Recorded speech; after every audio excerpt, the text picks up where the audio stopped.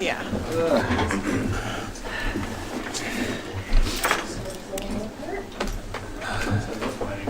I was up, gonna Diesel? say, Jeff, one meeting at a time.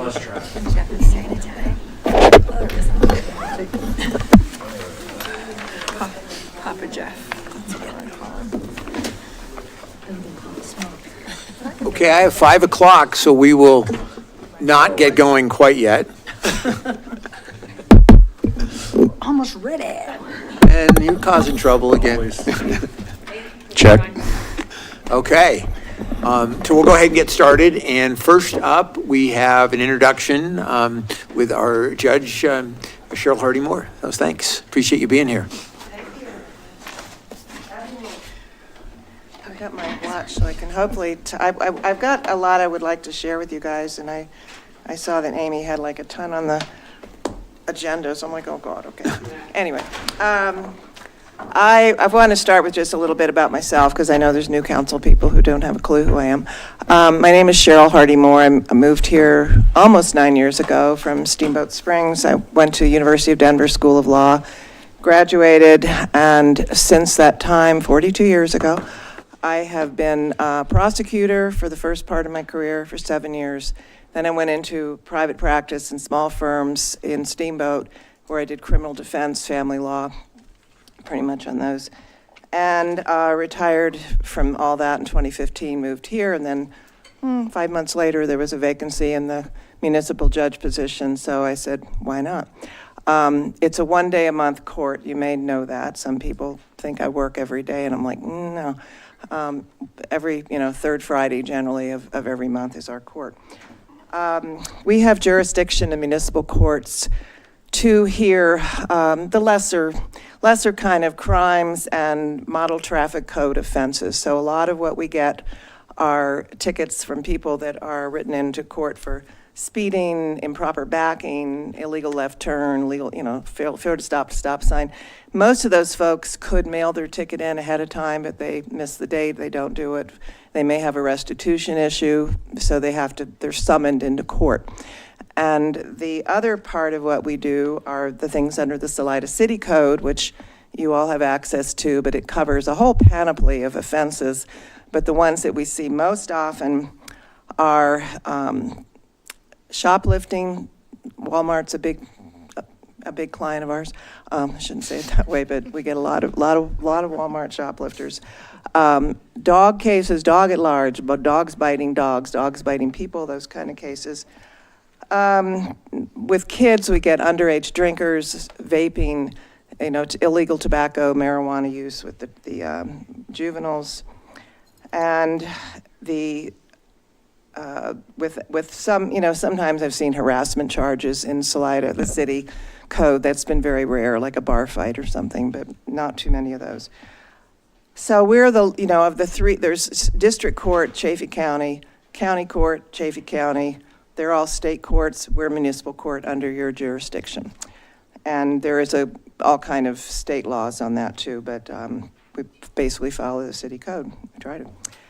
And the ones that you're all probably more familiar with hearing about and reading about in the paper are the junk property cases and probably to some extent the unhoused or unsheltered people, illegal camping on city property cases. Those cases have all been, I've been doing this since January 2016. So we've had, a smattering of the illegal camping, the homeless people, shall we say, and junk property started maybe in 2016 or 17 in there, but it has all gotten worse. The illegal camping since the pandemic and continues, not a ton, but there's always a couple every month, and they're problematic in their own right, and I'll get to that later. And I will also spend a lot of time on the junk property cases later. So since I've become judge, there's been a lot of Colorado legislative changes to the state laws. And we have had to keep up with those things, and it's taken away a bit of the toolbox that I guess judges used to have. Basically, I am not if somebody just fails to appear in my court, they just blow me off. I cannot issue a $500 cash bond. You get arrested, you get picked up, you stay in jail until you post bond, because they've changed that law. So basically what we're doing now, or what I've been doing for many years, is if people don't come to court, our only way to handle it is with a personal recognizance bond, meaning a signature bond. This is people that, well, anybody, if anybody fails to come to court on, other than a traffic matter, I'll address that separately, but the theft cases or the homeless folks, the failure to, the junk property cases, if anybody like that blows off court, it's very frustrating, because the legislature has kind of decreed that when I issue a bench warrant. Just a quick question. So you issue that PR bond, because that's the only thing you can do. What does that What does that entail? mean? Yeah. Well, it means the police, whoever finds them, if it's the Salida police or the sheriff or whomever, they will pick the people up, they will take them into custody, they take them to the jail, they book them. I assume they print and photograph them, mugshot, just like anything. Here's a piece of paper, sign, here's your next court date, be good, come back, bye, and then you go away. So there's no real terrible consequence to a person of let's execute on their real estate, or, let's go get that $500 that bond would have been. That's just not happening. So this penalty, sort of not much in terms of penalty. And Yeah, it's just we're trying to get compliance and get people into court. So you pretty much, you have to wait till you can't just go out there and look for them, so you have to wait for that person to. Well, I will say, many another times law. when we're in court, and there's always a police officer in here, I have the feeling that when we get to that point of issuing a bench warrant, they may be, on their phone saying, okay, guys, there's just been a warrant issued for so-and-so, if you see them. And because a lot of the police know some of these folks. You can just pick them up walking down the street if you know them, but you don't have Yeah. to wait for them No, that you can Made find them another- anywhere they are. to. Oh, okay. And it's a perfectly legal arrest, so I don't ever inquire where did you find them or how did it go down, but they, take them in, and it's frustrating, for all of us. But that's kind of what we're left with. Another reason for that is there's another, there's a couple laws. They passed a law in municipal court. The whole country's gone to less cash bond. I don't know if you followed it. All the little, every city, municipalities are, making things, we can't punish people because they can't put up cash to get out of jail. So that's become a movement. Colorado has passed a specific law that says for municipal court offenses, unless they're huge offenses, which we don't cover, PR bonds, that's it. Other law that was a few years later was like, if you do manage to somehow have somebody in custody over on a cash bond, and they're sitting in jail, and they're there for more than 48 hours, and they haven't been able to post a bond, there shall be an immediate hearing before the judge with a public defender paid for by the city to represent that indigent person unless the person knowingly waives counsel. And if they're arrested on Friday night, that hearing will be on a Monday, unless Monday is a legal holiday. So it would when that law passed, it would put the burden of the city having to retain a little cadre of local defense attorneys who would be willing to be on the call list. Okay, you got so-and-so's in custody. And then the judge, and I would imagine you'd have to have more than one, as a part-time, on call to, I'll do court, I'll take the court on Monday, or gee, I'm on vacation, I can't, so that's been another part of what happened. Because that law was passed, Salida specifically, I think it was in 2022 or 2021 maybe, passed a law that said, we do not put anybody in jail on our offenses other than 5 little traffic, well, I shouldn't call them little, they're a little more major traffic offenses. I could incarcerate someone for not having evidence of insurance, for passing a school bus. They're really odd, vehicular eluding, I think excessive speed, and I forget what the fifth one is. In reality, that's not going to happen. We haven't done it. But everything else, including the shoplifting, including a bar fight, including the homeless, including the junk property, we have, as a city, the city council before you passed an amendment that said no one gets incarcerated here. It's fines instead, correct? It's fines instead of incarceration. Yeah, fine. And at the same time, thanks for reminding me that they increased our fine level. Used to be like, I forget what it was, maybe $500 or something. It was our maximum, or $600 perhaps. Now it's up to $2,760 or $60 or $65 as a maximum fine. Is sort of a, I fine you $2,765 on this count. I'll suspend $2,500 of it if you will get done. Tried that with some of the junk property cases, and we wound up having a $12,000 lien on somebody's house because they just couldn't manage to pull it together to do that. So it's a good tool. I haven't tried to do that too often, because on another side of the state law, we have to take people's ability to pay into consideration, what their circumstances are. This is another sort of new law that's gone into effect probably since I practiced law a while back. But it was like, if I have a defendant who cannot pay their fine, even if it's a $200 fine or something, I always say, first, are you able to pay today? No, depending on how they answer, like this, do you have employment? Do you have housing? Do you have any dependents? Yourself or any, besides yourself, any children, do you have a spouse that can help you pay bills? And there are a fair number of people that absolutely they can't answer that they have the money. They don't have a job. They maybe just got out of jail, or they are homeless, and those kind of folks.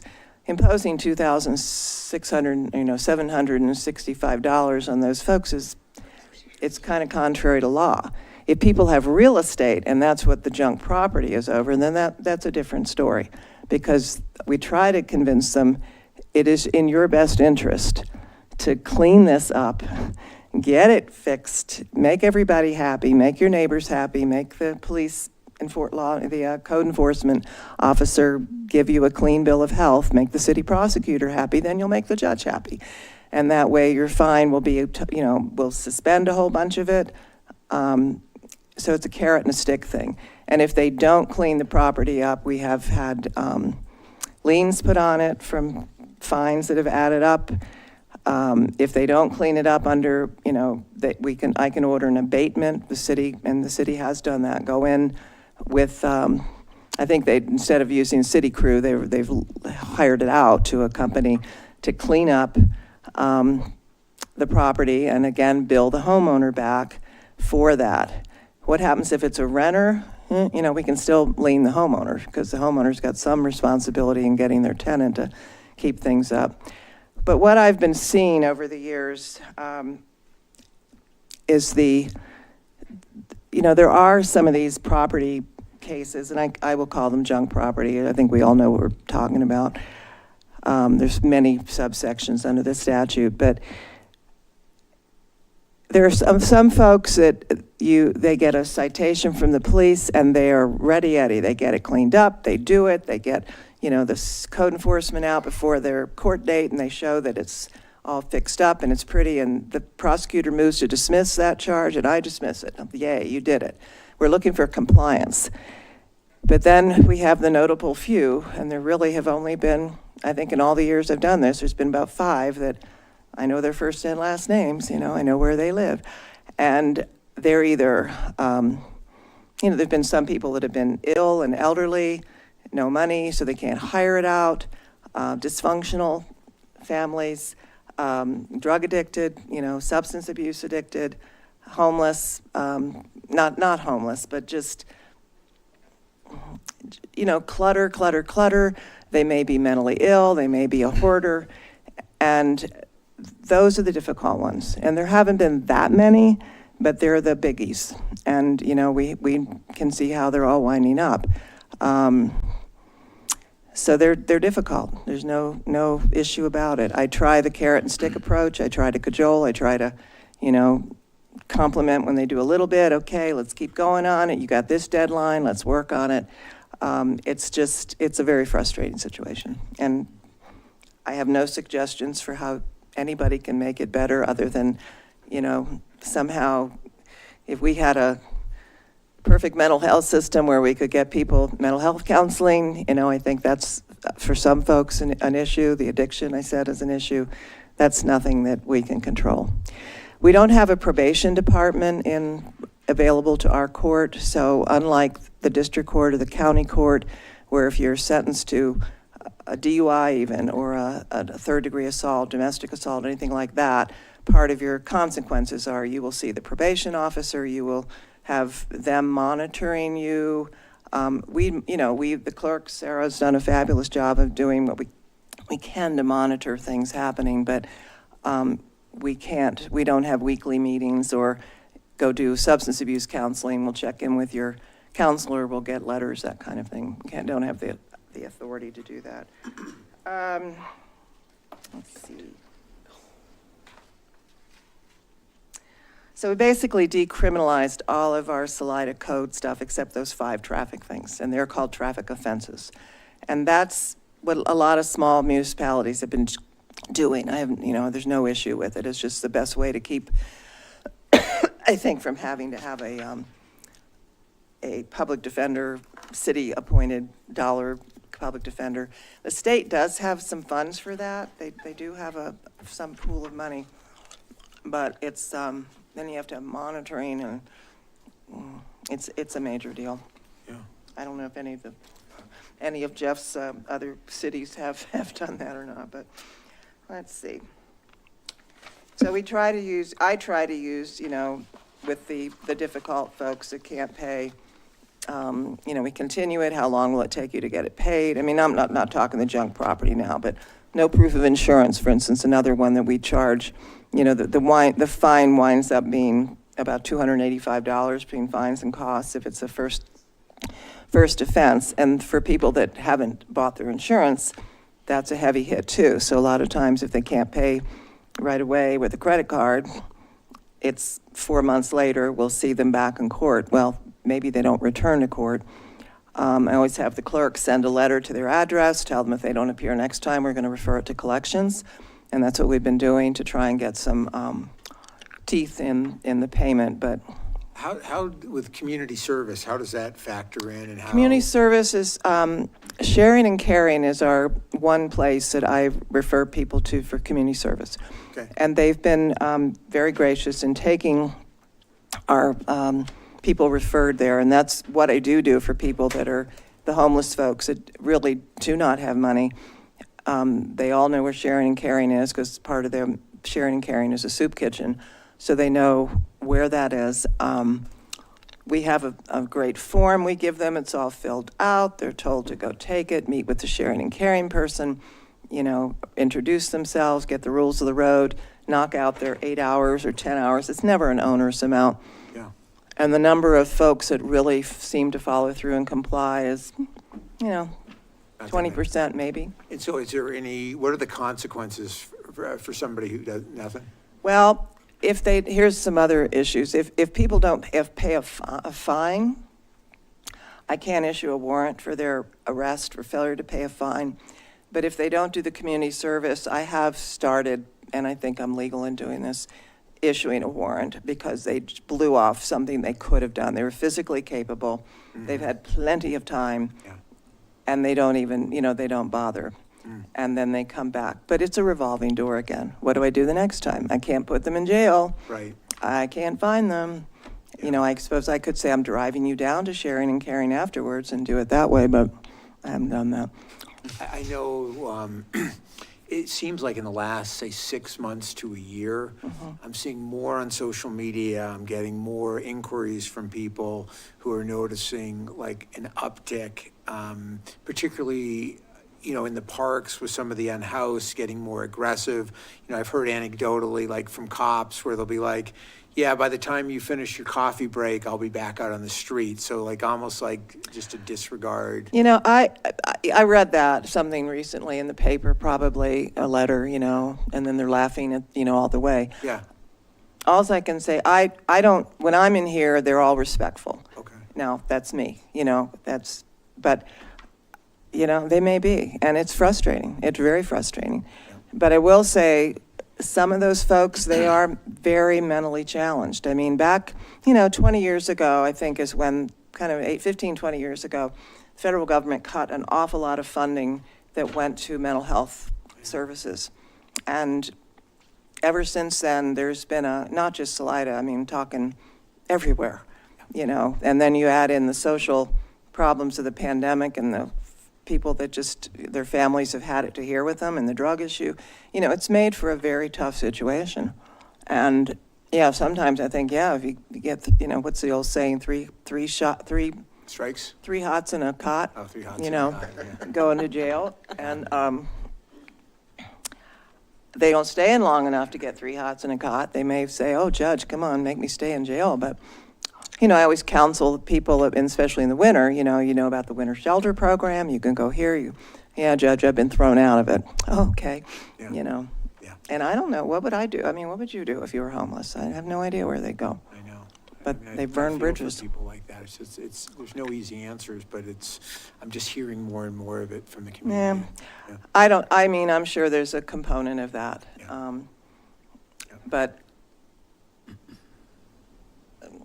we do our best, that's all I can say. Yeah. You know, in general, I think the average citizen that we see in here is very compliant. Most folks have come prepared to know they're going to be paying something. Most folks can do it, or they say, I get paid Friday, Judge. I can pay by Monday. And I said, well, how about we give you a month, you know, don't not eat. You know, I'm very conscious. I don't want people to avoid other bills. And those are responsible folks, and usually they do get it paid. Yeah. We do phone hearings for anybody. I instituted this. Anybody that lives over like 120 miles away, they set it up ahead of time with the clerk. They can appear by phone. I have never once had a person stiff us on a bill. They always have a credit card. They're able to do it, but they seem to be more responsible. I mean, you know, they're able to manage to get a phone hearing and appear and be there at, you know, we just say we'll call between 11 and 1. We don't know when we're done with the morning court, and they always get it paid. And so it's our, you know, an awful lot of folks don't have a credit card, they don't have family, they don't have anybody they can borrow the money from. They've lost their job, or they're working for minimum wage, and it's a struggle. So, any other questions? So caring and sharing is the only place that you... Well, we used to use the city crew, the street crew. David Lady was very helpful with that, but, you know, they would have, you know, a job for somebody to do, and the person wouldn't show up.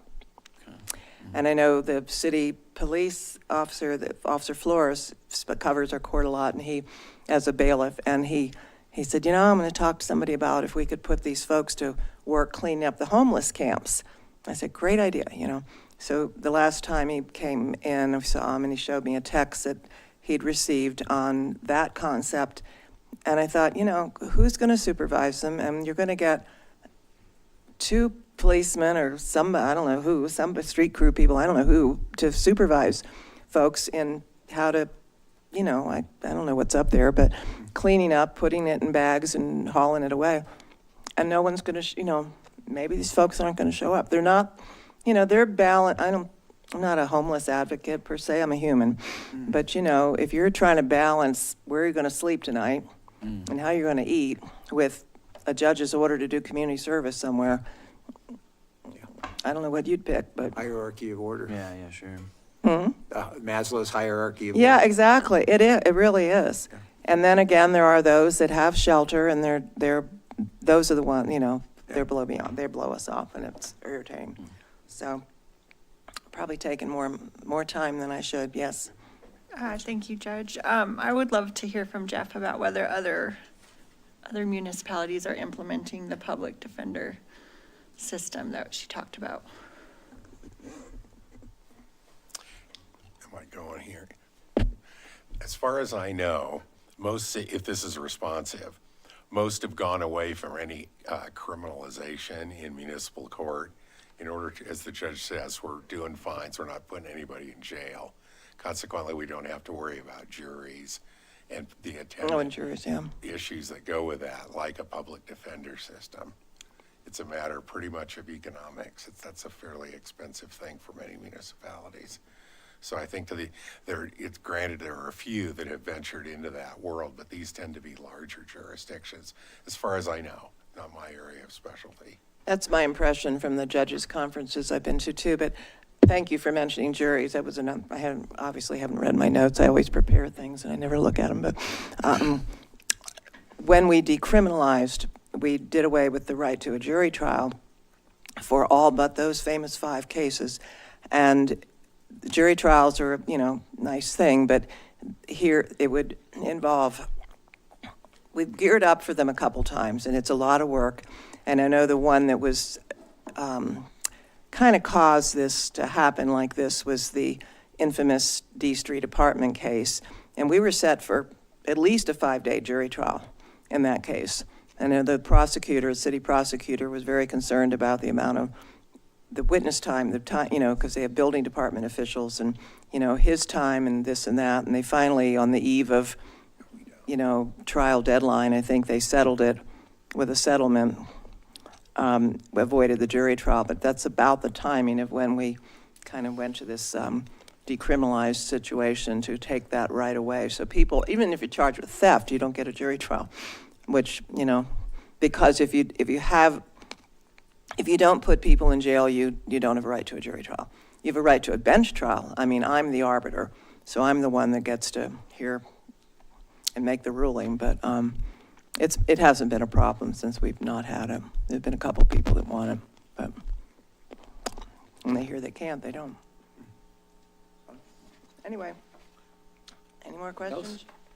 Thank you for your time. Thank you very much. And, anytime anybody wants to ask me anything, email me, or if you feel free to come to court.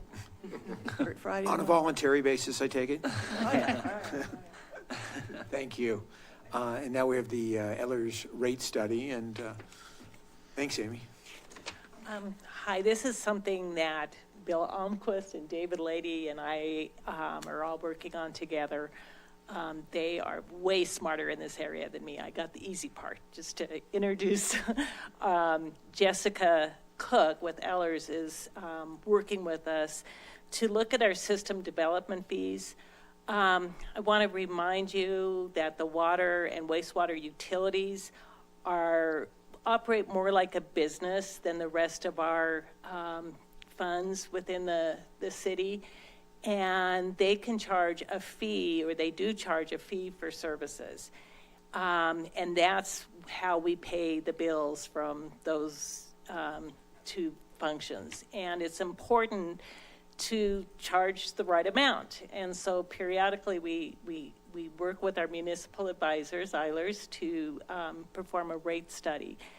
And we have not looked at system development fees for a number of years. Now, that part of the rates is a charge to developers that are designed to cover the impact of new development in the system. So this doesn't go out to the general user of the utilities. It's to developers that are going to impact it with their new development.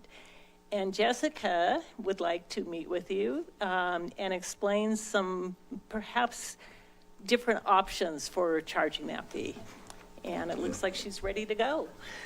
Thanks, Jessica. Thanks, Amy. Thank you, Amy. Good evening. Now, first I'll introduce myself. I'm Jessica Cook with Ellers. I'm based out of the Twin Cities in Minnesota. And I've been with Ellers for about 22 years, working on utilities for the bulk of that time. I did come to Ellers with an affordable housing background, and so I can assure you that what we're going to talk about next is a less intractable problem than some of the housing issues that I know cities are facing. So the other thing I wanted to say is that the way the screen is set up, I can't see you. So I don't know when you have a question. I'll stop at a few key points and places in the presentation and ask if there are any questions, but I'd welcome interruptions. So just, I can't see you raise your hand or anything, so just shout out and we'll take questions as they come. This is not a shy group. Good. So next slide, please. I think Amy did a really nice job of describing what a system development fee is, but I'll just expand on that a little bit. It's fees that are authorized under state statute to hook up to the water and the wastewater system. And so it's when there's something new that's built and they want to hook up to your existing system, that places new demands on the system. And so sometimes these are called impact fees, because the idea is that whether you have to expand your trunk lines, build new lift stations, or add capacity at your treatment plant, those should be paid for by the users that are putting those demands or impacts on the system. The other framework that we approach this with is that the best practice for setting fees is that they're based on some measure of demand that new development puts on the system. And within that framework, then we can also try to achieve policy objectives. So the goal for this evening's discussion is not to present you with an analysis, because we haven't done that yet, but to describe a framework for establishing these fees, to have more of a policy discussion, to get your direction about what your priorities are, and that will give us the direction to actually do the numerical analysis. So go ahead, please. So just echoing what I just said, we're going to review the goals with the council tonight, then we'll do the financial analysis. Not to be forgotten in this process is looking at the Poncha Springs interceptor, and I know that poses particular issues for the city. And then we'll come back with our recommendations for you to consider actual numbers and actual fees and actual structure. So when we've been working with staff who are very gracious and great to work with, these are the goals that we have heard from them that are important to the city of Salida. And they're consistent with goals that communities have across the country. So one is that growth pays for growth. And this is the concept that I just described, where if you're a community that's growing and you have to add infrastructure to serve that growth, most communities don't want the cost of that growth or that new infrastructure to fall on existing ratepayers. And so that's the big concept of system development fees. Another common goal is that there's equity between customer classes. Now, a class of a utility customer means residential, commercial, multifamily, or industrial, which I don't believe you have much of. So that's what we mean by customer classes. And different classes can put different demands on the system. So a large commercial user, for example, may require a trunk to be bigger in diameter, and therefore they should pay more because they're putting more demand on the system. That's more equitable. So it doesn't mean that the customer classes pay the same, but it means that they're treated equitably. The more demand you put on the system, the more you help pay for it. Those are some of the basic principles. Some communities use their fees to achieve local objectives. And a couple that we have heard about is the desire to promote affordable housing and to promote smaller units on smaller lots that will use less water, which is the next goal of sustainability. And finally, not to be forgotten, is to craft a system that is relatively easy to understand for the customer and is relatively easy to administer for your staff. And so this is always a balancing act, because the more you perfect equity, for example, the more complicated your system is going to become. So there's always balancing these goals, some of which are competing. Go ahead, please. So the next couple of slides, I'm going to go over what your fees are now and how that plays out. And then kind of talk about the pros and cons of that and offer an alternative. So right now, you charge differently based on you charge residential units differently based on who owns the unit. If the unit is going to be owner occupied, then you use this chart on the slide, where single families and duplexes will pay the most per unit at $85.12. And then as you move to the right, if it's a condo, they'll pay $63.84. Accessory dwelling unit or legally restricted affordable housing, it's less. And then if you go to the next slide, for all other customers, which would be multifamily rental housing and commercial customers, you charge based on meter size. And so the bigger the meter, the higher the fee. But it isn't based on unit. Unlike owner-occupied housing, multifamily housing is not based on a per unit calculation. And that has a disparate effect based on the ownership of the unit, and that's shown on the next slide, if we can go to that. So on this slide, we have 4 properties.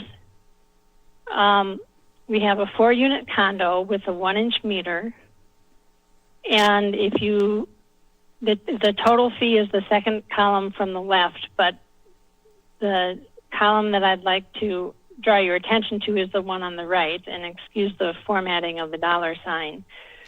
Under your current fee structure, a 4-unit condo, each condo is going to pay a fee of $85.12. If that same building is rental housing, a 4-unit apartment, each unit is going to pay $35.68. If you have a larger apartment, 20 units with a small meter, and this is a pretty small meter for 20 units of apartments, so they must have been small apartments. This was an actual property we pulled. The cost per unit is $714. And then if the 20-unit apartment needs a little bit bigger meter, 1.5 inch, they're paying $14.16. So you can see on a per unit basis, you've got a lot of variety resulting from your current fee structure. If you go to the next slide, we have the pros and cons.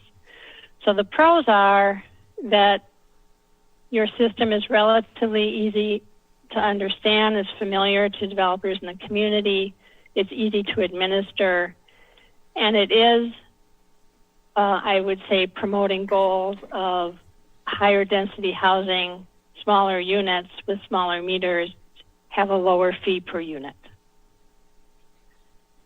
The cons of the system, in my opinion, are that it's based on ownership type. And we just got a big data dump of all your billing data, and we're going to look at the question of whether ownership makes a difference in water consumption in multifamily properties. So we'll be able to tell that. But it shouldn't be assumed that because you own your unit, you're going to use more water than if you rent your unit. The other is that there's limited incentive for affordable housing that is owner occupied. The third is that there's no flexibility for a single family home, whether it's a 5-bedroom, 4-bath, 5-bedroom, 6-bath home, that's how they're making some of them nowadays, or whether it's a 2-bedroom, 1-bath home. And so everybody would pay the $85.12. And finally, on the commercial side, what we heard from staff is that developers will come in and say, well, I'm really not going to use that much water in my commercial process, so give me a smaller meter. And the problem with that is that the next tenant in that property or the next owner of that property may have different water demands, and it makes redevelopment and reuse of properties more difficult going forward. Any questions about your existing fee structure? Okay, I can see you now, so we're good. Okay.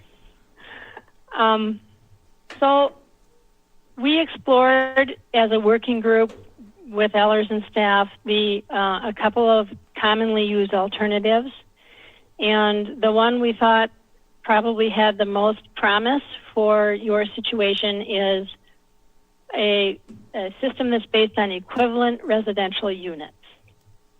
And equivalent residential unit would you'd pick your typical single-family home and say that's one unit, and your engineer has preliminarily determined that one abbreviated ERU, equivalent residential unit, uses 280 gallons of water per day, and we'll refine that once we sort through all the billing data. So next slide, please. Under that ERU system, we can look at the data and say, okay, if a single family unit is using 280 gallons a day, how much is a multifamily unit using, whether it's owner occupied or not? And let's say, for the sake of this discussion, is 45%. So about 125 gallons per day.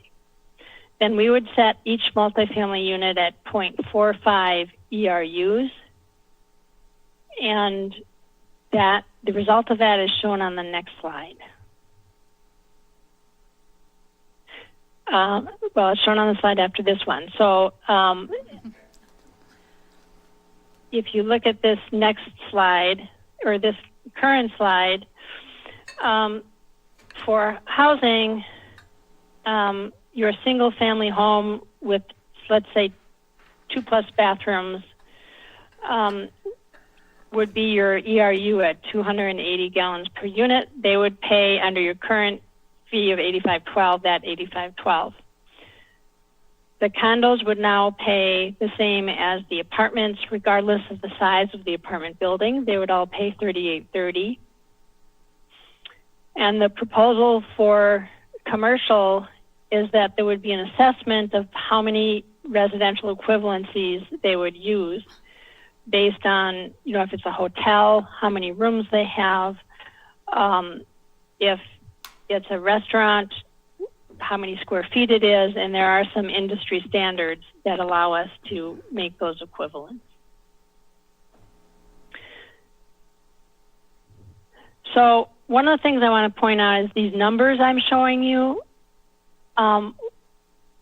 we're not recommending that these are the fees. I'm just put some numbers to it so that you'd understand how we'd be going from a system where there's a great variety across what a housing unit pays to a system where there'd be more consistency. But within that consistency, we can build in additional policy goals. So, for example, if you wanted to give credit for small lots or small houses, you could say instead of 1 ERU, it would be 0.75. And again, we can look at the data and we would recommend what ratio it would be. Or on the right, if you have some legally restricted affordable housing, they may use just as much water, but you may want to use your utility system to encourage that. We could say that's an ERU of 0.25. And then they would pay a quarter of what a single family home would pay. So we can build in that flexibility. So on the next slide, I just wanted to kind of compare and contrast your current system with an equivalent residential unit system. And we already went through the pros and cons of the current system, which is the top of this box. But the pros of an equivalent residential unit system, I would say the number one is that you are more closely tying the impact fee with the impact on the system. So there's a closer nexus between water use and water infrastructure demand, wastewater disposal and treatment, for example. And what I meant to say is all these examples I gave were just for water, but we would do the same on wastewater. We would come up with one system that would apply to both utilities. The equivalent residential unit system is, I think, more flexible to achieve some of your policy goals. And something that David Lady brought up is that as a community, you have responsibility for accounting for your water use, and it would help with that. The downside is that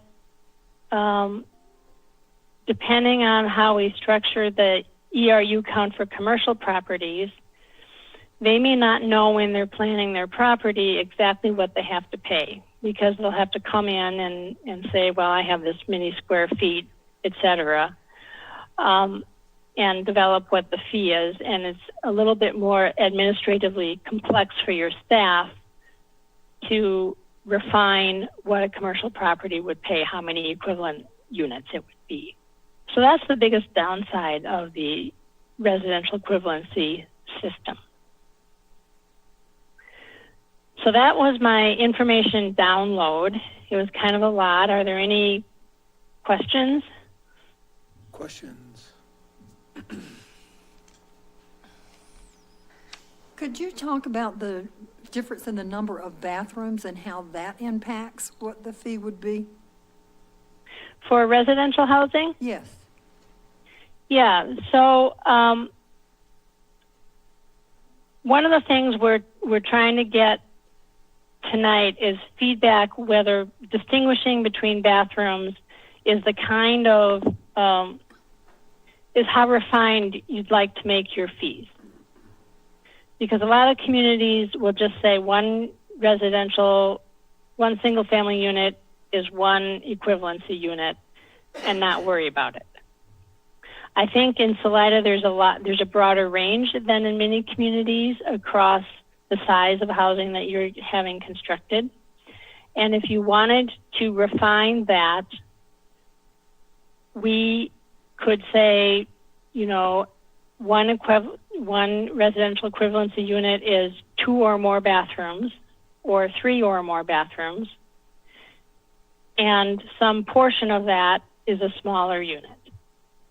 So you can go as detailed as counting fixtures if you want. Again, we're trying to make it administratively simple, but you can get that refined. Thank you. Did that answer your question? Yeah. Yeah. I guess when it comes to the alternative rate structure, there's this encouraging accessory dwelling units or legally restricted affordable housing. What if there's a system put in place in the future? I know the Housing Authority toying with the idea of maybe having ADUs being affordable housing if they're, for single resident that wants to build one. What happens then? I mean, if that ADU is also that legally restricted affordable housing in like a future sense, I mean, I think the policy direction that we're seeking is whether you want to use your utility system funding to help subsidize affordable housing. Because there's a cost to lowering the fee for affordable housing. And I come from an affordable housing background. I think that's great to do, but I also feel responsible to make you aware that that is an inherent subsidy that your utility system is providing to those customers. And so it means the fees for other people will be just a little bit higher, depending on the depth of the subsidy. But we can structure the fee that if it's,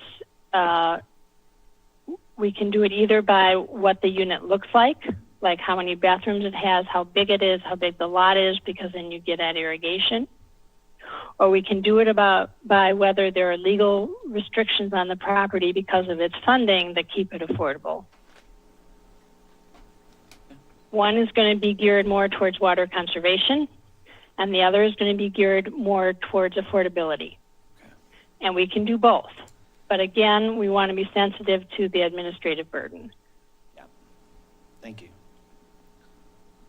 I like the flexibility in what you're sharing. I mean, I think about someone who makes a conscious decision to build with a smaller footprint, and I feel like they shouldn't be paying the same amount as someone who comes in and builds 5 bedrooms, 4 baths, you name it. I mean, that kind of flexibility and that fairness does appeal to me personally.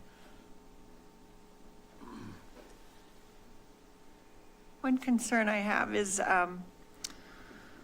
if we were to use it for affordability, you know, I think there's very few cases where a single-family residence is having to pay into the inclusionary housing fee, but it did come up recently.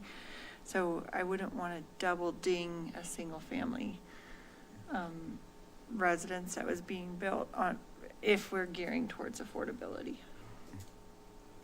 Yeah, and I don't like the affordability coming into the water and wastewater system, because there will be an outcry from the public that they are being forced to subsidize it, and it's going to hurt the housing authority's ability to pass any kind of money for that, because people are going to feel like they're paying it at multiple levels. So I would rather see leaning toward the smaller lots and less irrigation and responsibility to the earth would be my preference.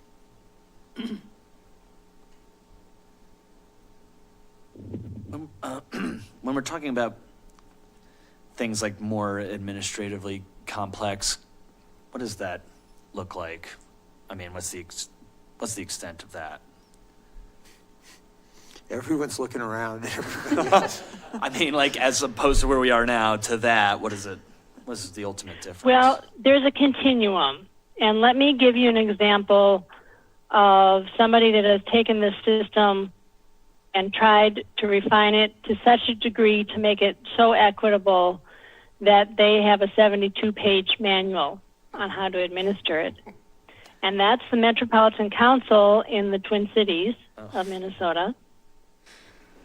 And they have every type of commercial property use listed by square foot, by hotel room, by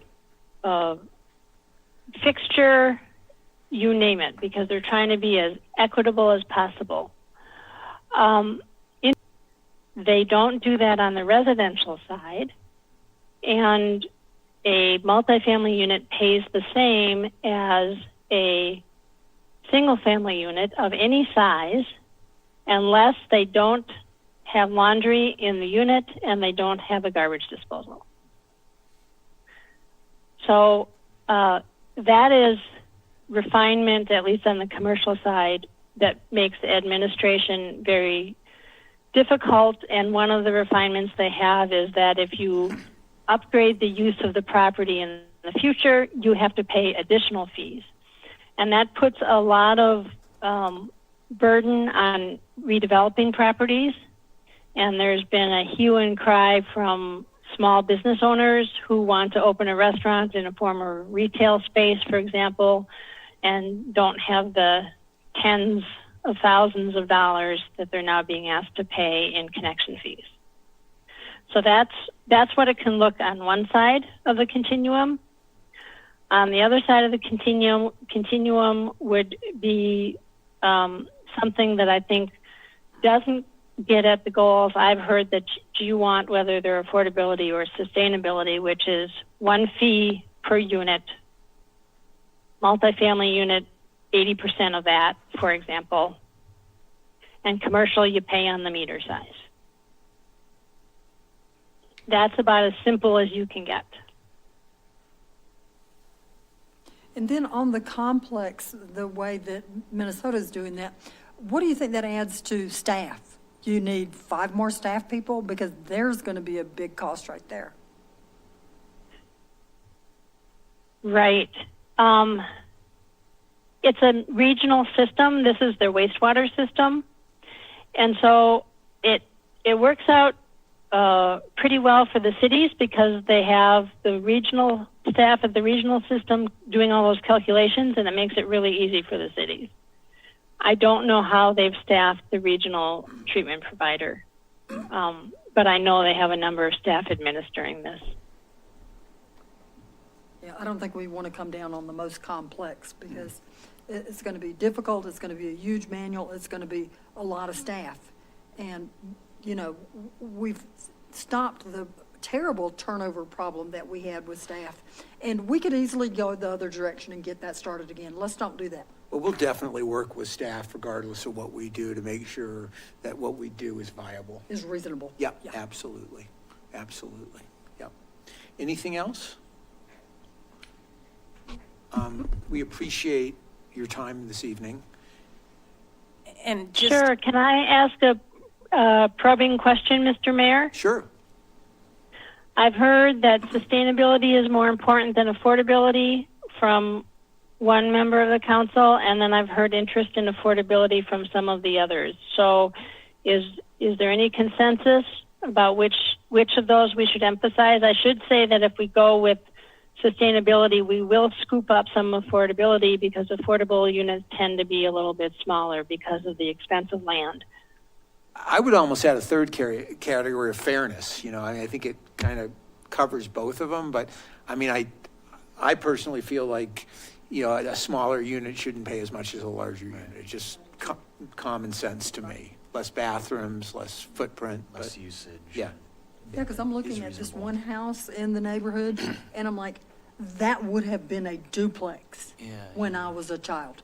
There would have been 2 or 3 families in that. Instead, it sits empty. Yeah. Yeah. Does that help or? That does help very much. Thank you. Okay. Appreciate it. All right. Well, if anyone needs to get a quick break in, we've got about 4 minutes. 4 minutes. Okay. Just enough time to do nothing.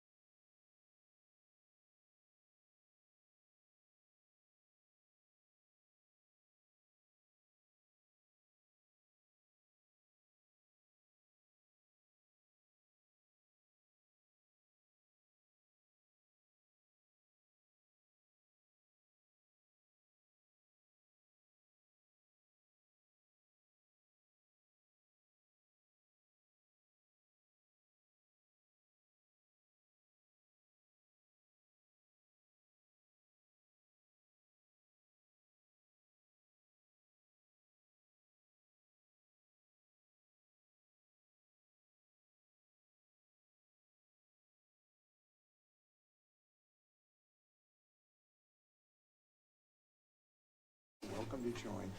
Only ask if you would like to join. I know it's stupid, that's why. Been there before. Liking the, Heard it before. clean cut. I know where it will go. It's so cold outside. The broadcast is now starting. All attendees are in listen-only Exposed to the mode. elements out there, man. They're subsidizing affordable housing. They're marching in here High school kid, huh? because they've done it before. I feel like I know. a lot of us said that. Been there before. Welcome to social media. I know, just gotta keep having that conversation. We're almost ready to, Yes, Right now. for the Yeah. CML. That's helpful. Town hall, 5:30 to 7 tomorrow. It's just not the place to do it, you know? Because it's an enterprise fund. We want everybody to be able to get water. No, 5:30 p.m. well, I have 6 o'clock, so we will go ahead and get started. If everyone would please join me in the Pledge of Allegiance. I pledge allegiance to the flag of the United States of America and to the republic for which it stands, one nation, under God, indivisible, with liberty and justice for all. And Sarah, could you take roll call, please? Critelli, Present. Fontana, Councilmember Here. thank you, Nacarado, Here. Pappenfort, Present. Stevens, Here. Mr. Mayor, Here. quorum is present. And I'll go ahead and read the civility invocation this evening. We are here working together to create a thriving community. It is the intention of the Salida City Council to promote civil communication by adopting the following guidelines for speaking to the public in the City Council chambers. It's our hope that by acting in this manner, we can help create a safe space for people to share their perspectives and opinions. We honor the opportunity to be engaged in the process of governance for the benefit of our community. We acknowledge that each of us brings a unique perspective to this conversation and that our perspectives may differ. We challenge ourselves to value varying points of view and hold all contributions as equally important.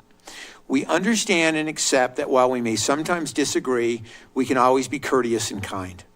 We commit to respectful language, avoiding rumor, harsh criticism, or personal accusation, even when feeling emotionally charged. We will, to the best of our ability, speak thoughtfully and listen with attention, respect, and curiosity. We are confident that there may be even better solutions than any of us have thought of, which may be discovered through civil conversations. We affirm our support for women's rights, including equal pay, equal treatment under the law and in the workplace, and the right to determine choices that impact the direction and personal values of one's life, including all individuals' reproductive health choices.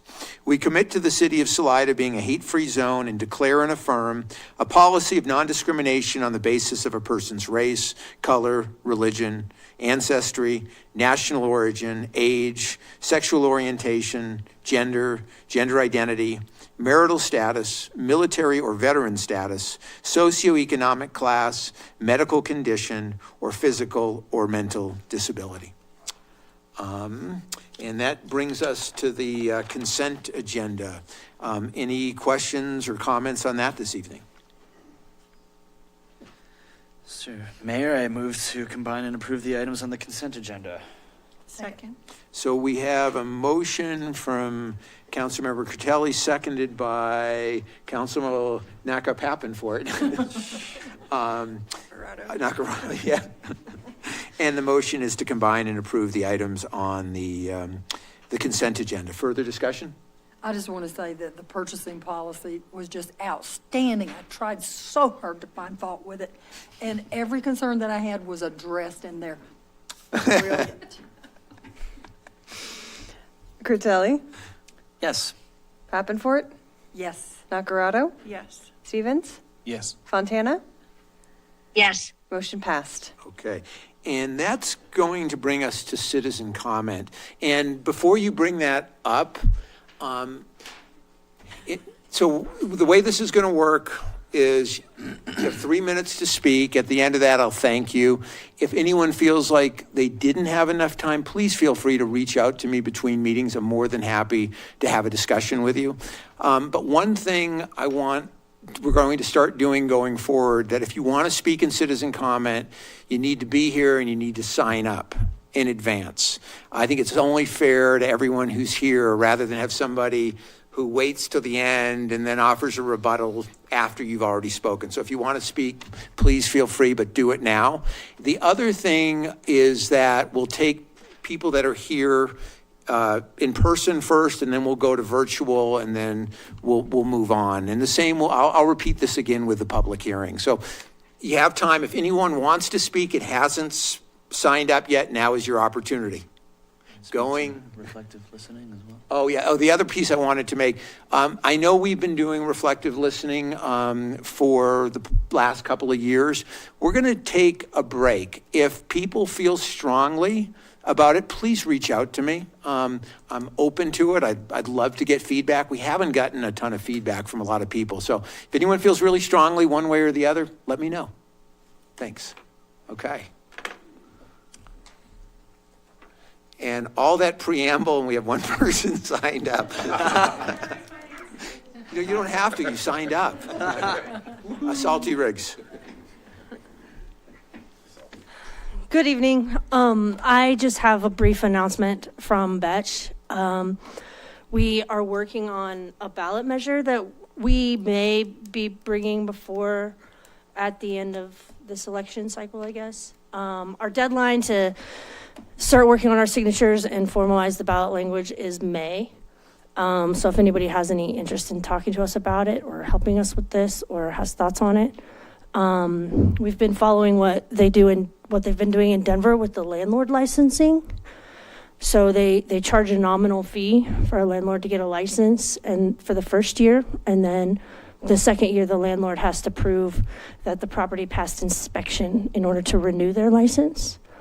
And we think that, one, that would generate a little bit of funding for affordable housing, not very much. We want it to be a nominal fee.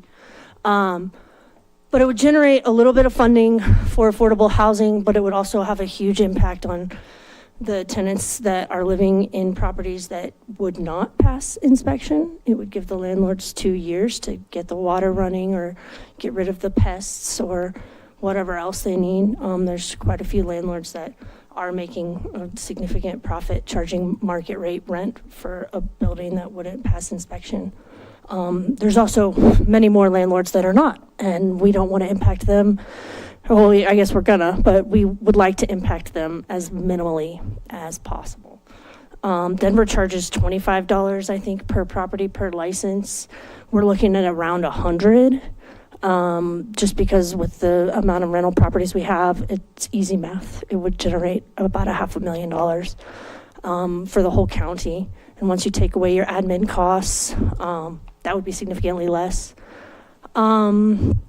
So that's kind of something that we're looking at doing. We need to build a coalition and have all the details ironed out by May if we are to actually bring that forward. So if anyone is interested or, wants to help or has some feedback about how to go about that, we're open for it. But just wanted to give you guys a heads up.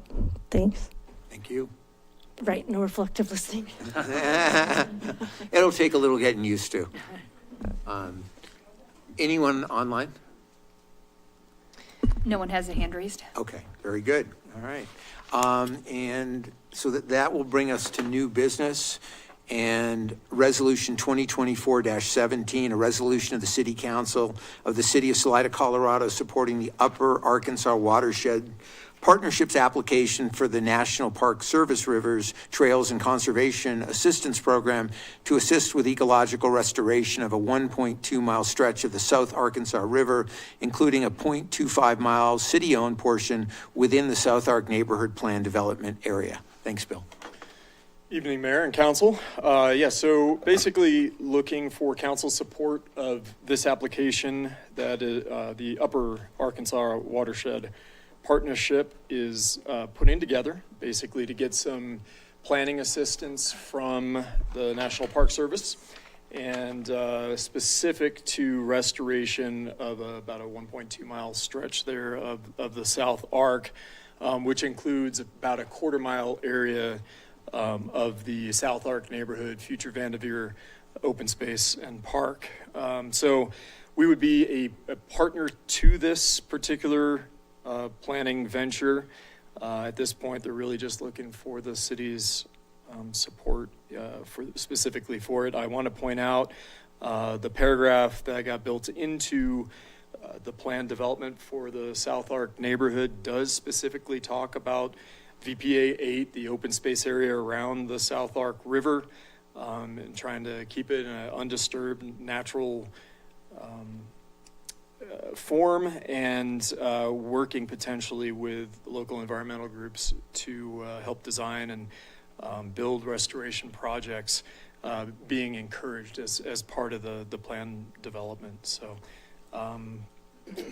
if you have any questions, please let me know. That's basically it. So on the map, is it all of the colored area?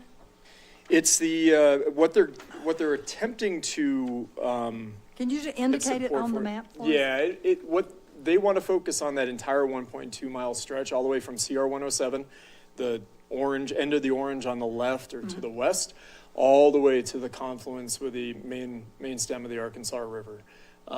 The areas in blue are areas that are in public ownership of the river itself. The areas in orange are privately owned. There are some areas that are split because it goes to the middle of the river where the ownership is. Thank you. Yeah.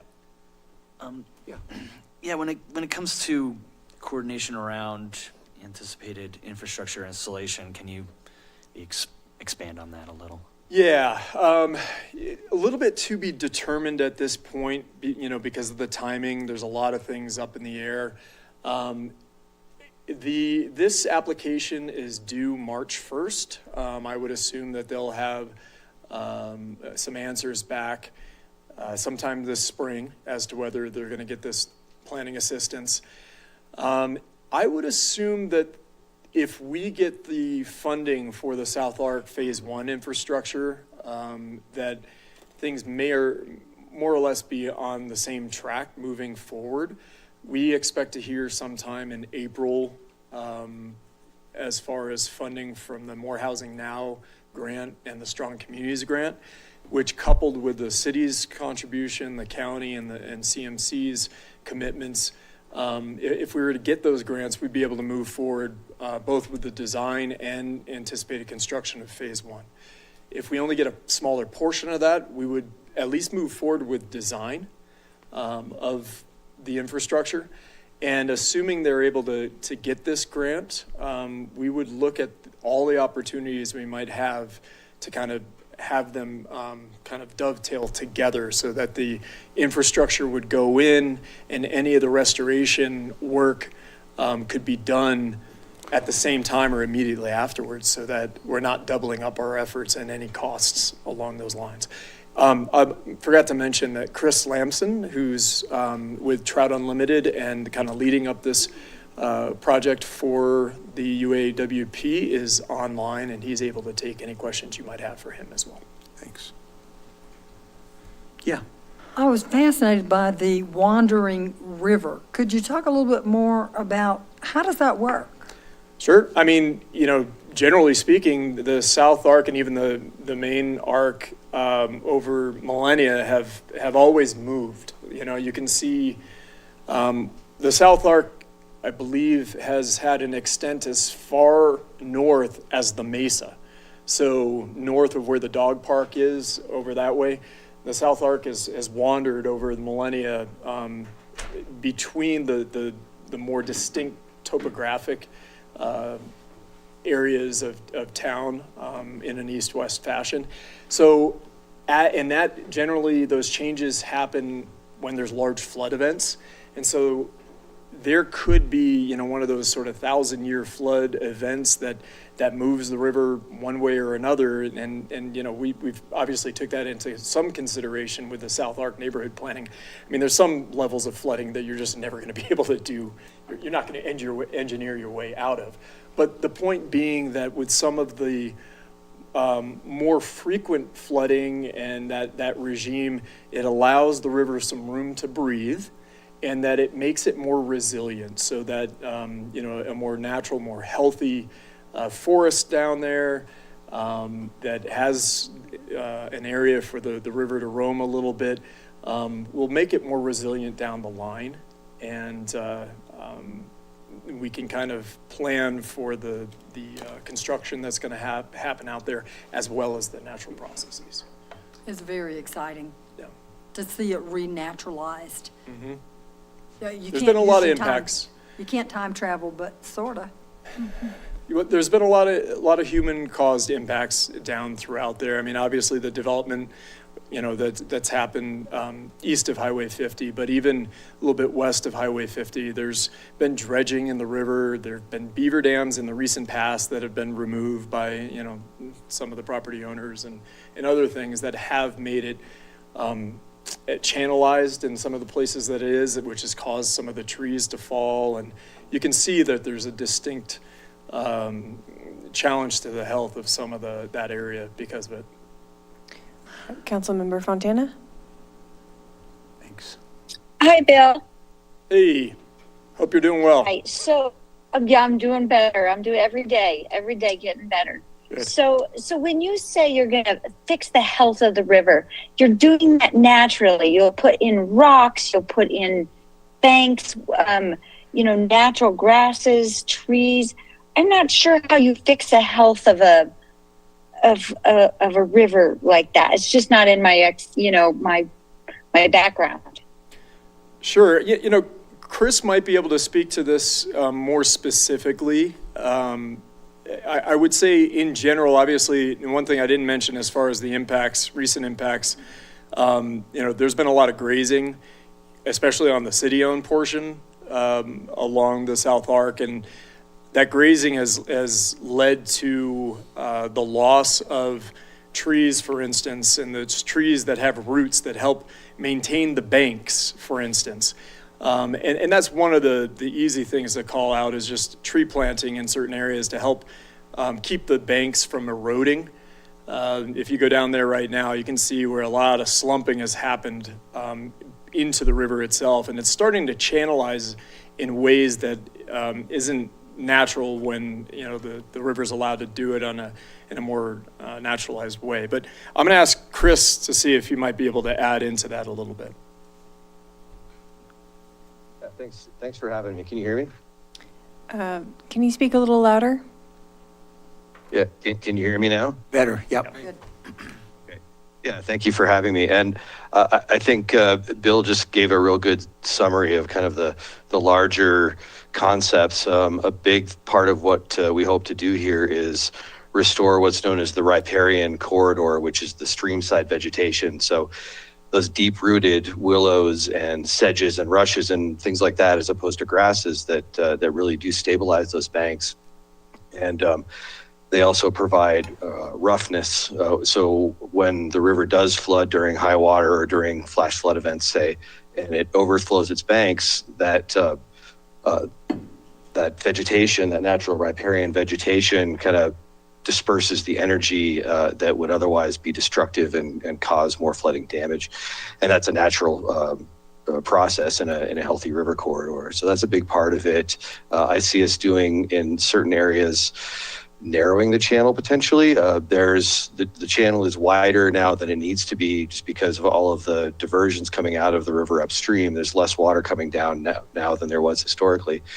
So we can narrow the channel, which will make it a little bit deeper. That helps us with water temperature. Water temperature getting too high if the water is very shallow. So there's a number of things that we plan to do like that to just improve both the aquatic health and the streamside health.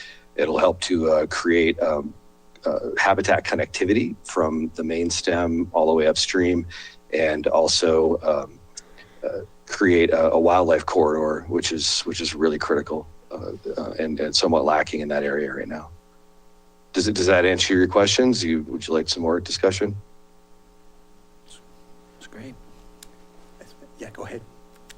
Thanks for being here, Chris. I'll just add that you know, about 90% of the world's wildlife depend on these riparian corridors, and they only make up about 10% of the Earth's surface. So it's, you know, we've discussed that and the importance of keeping it intact for the South Arkansas neighborhood, but also what's, for Suzanne's question, what's growing there, and making sure that that's diverse and serves the wildlife that it's meant to serve is really important too. And Chris, I'm wondering if we can expect the improvements to also maybe improve the fishing quality in the river. Hope so. Yeah, we're hoping, as I said, narrowing that channel, potentially doing some dredging in areas to make deeper pools and improved habitat, potentially adding rock structures or log structures and things like that to create aquatic habitat for fish and macroinvertebrates that fish feed on. And so we're not into the design phase yet, so I can't tell you any specifics that we're looking at doing, but generally speaking, that's part of what we're going to be doing. And improving that riparian habitat will simultaneously improve the aquatic habitat because it provides shade and shelter from predators for fish that can get up into those banks underneath those willows and overhanging vegetation. So just doing those plantings as well as any potential in-stream work that we do will all improve aquatic habitat, yeah. Thank you. Yeah. A lot of the nitty-gritty details of what it might end up looking like is part of this planning process to try to figure this out. And they'll do analyses, based off of the topography of the land there, the species, tree species and other species, to figure out what would need to be planted. So this is, they don't have a plan at this point. They don't have a design at this point. But this is what they're hoping to get some free help with, basically through the Park Service. Great, thanks. I was on I guess later in the summer, this last summer, I was on a project pretty similar to this one up on the Little Coachtope, as you're going up Monarch there. And kind of same thing, it's the, contractors came in, pulled out a bunch of natural beaver dams and pulled down a bunch of the willows and just started kind of flash flooding through there. So they had to go in and put in, I think we did put in 23 separate structures, rock structures, to slow the water down. And then, even just like I think the month and a half, 2 months that I was on the project, we saw, a great difference. It was bringing water back to the natural marshlands out or surrounding it. It wasn't as dry land anymore. We already saw fish starting to, come back up to, to their spawning zones. And, just in that short amount of time, the work that they did to slow the water down from flash flooding down through into the upper Little Arkansas, further up there. But it's great work, and it was a very interesting project, and I'd like to to hear more about this as we go along. Keep in touch with this for sure. I will note, obviously, there's public, but a lot of private land ownership along here. UAWP has been reaching out to those private landowners to see if they will sign on to it, because obviously you're not going to be able to do any work on the private lands unless you have the buy-in of those owners. At this point, I think they've already spoken, Chris, with about half of them or even more? Just leaving you hanging. So there are 8 landowners on the stretch that we're interested in, and we have written support from 6 of the 8 now, and I'm very optimistic that we'll get the other 2 to buy it and give us support as well. You have more than a quorum. Mr.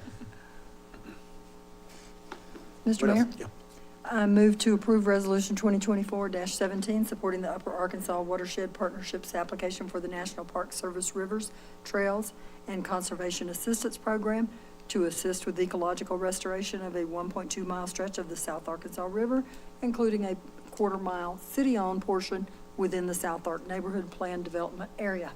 Second. So we have a motion from Councilmember Papenfort, seconded by Councilmember Nacarado, and the motion is to approve Resolution 2024-17, supporting the Upper Arkansas Watershed Partnerships application for the National Park Service Rivers, Trails, and Conservation Assistance Program to assist with ecological restoration of a 1.2-mile stretch of the South Arkansas River, including a quarter-mile city-owned portion within the South Ark Neighborhood Plan Development Area. Further discussion? Nacarado? Yes. Papenfort? Yes. Stevens? Yes. Fontana? Yes. Curtelli? Yes. Motion passed. Okay, and moving on to Resolution 2024-18, a resolution of the City Council of the City of Salida, Colorado, authorizing the city administrator to enter into a commercial lease agreement with Steph and Joe Brady for public parking on an approximately .26-acre private parcel located between First and Second Streets. And I noticed you didn't even bother to sit back down. I moved away just for Okay. a second. Yes, thank you. So this lease, which you all approve or council approved midpoint of last year, is being brought back in front of you because it had a end of February date for either party to either get out of or update things. We were given heads up that the owners were planning on going up on the lease amount for this upcoming year or 2 years. So this was not a surprise. They last year's lease was at prorated $15,500. This would be $20,000 for the next 2 years for the lot behind the Green Cat Gallery and behind the bank there, where we have enough room for about 30 to 35, and actually utilizing the space for a lot of the longer vehicles, maybe, with the trailers behind, everything else on the left-hand side of the photo that you see there, plus the diagonal parking on the right-hand side. So it's been well used, actually, and I think will continue to get used quite well, especially as more and more people become aware of it, and obviously on those busy weekends in the summertime. So we did try to see about getting the lease for a longer period of time, but the owners were not comfortable with doing it beyond 2 years at this point for various reasons. So, with that, I can take any questions. Questions for Bill? I more of a comment. I just want to say thanks again. This is a project you took it upon yourself a year or so ago, roughly, and it did provide some much needed parking. So really appreciate you taking the initiative. My thanks to the Bradys for being open to using this lot for that purpose.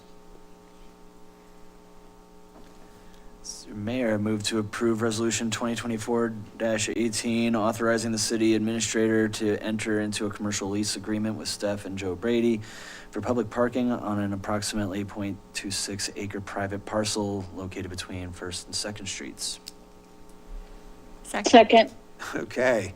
Boy, we're getting photo finishes here. So we have a motion from Councilmember Curtelli, seconded by Councilmember Nacarado, and the motion is to approve Resolution 2024-18, authorizing the city administrator to enter into a commercial lease agreement with Steph and Joe Brady for public parking on an approximately .26-acre private parcel located between First and Second Streets. Further discussion?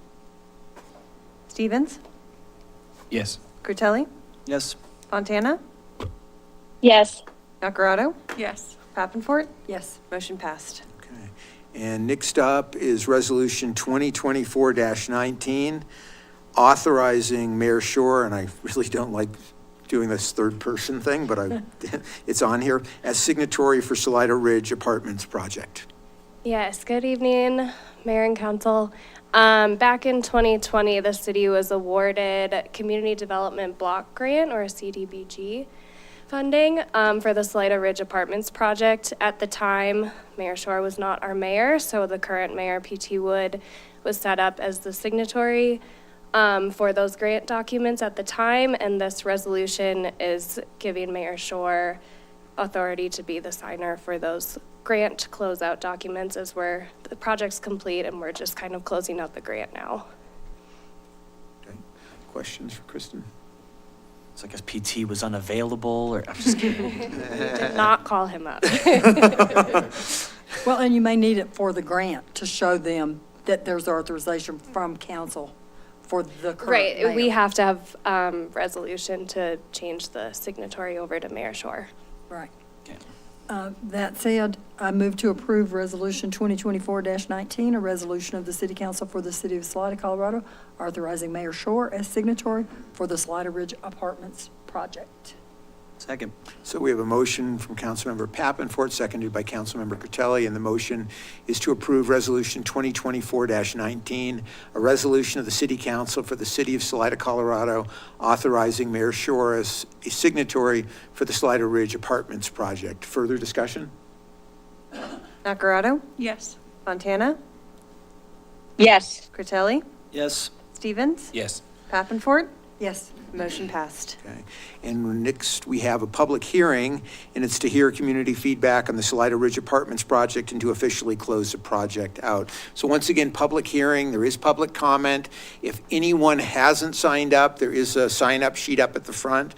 Once again, we'll be taking comments in order of who signed and then online. So if you want to speak, now's your opportunity to sign. I just wanted to mention too, this is also required for closeout of the grant.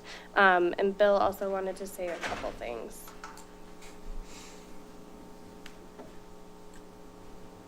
Yeah, I just wanted to provide a little bit more clarity around this particular project and the apartments. There's been some letters to the editor, other social media chatter about the Salida Ridge Apartments recently, and I wanted to clarify a couple things.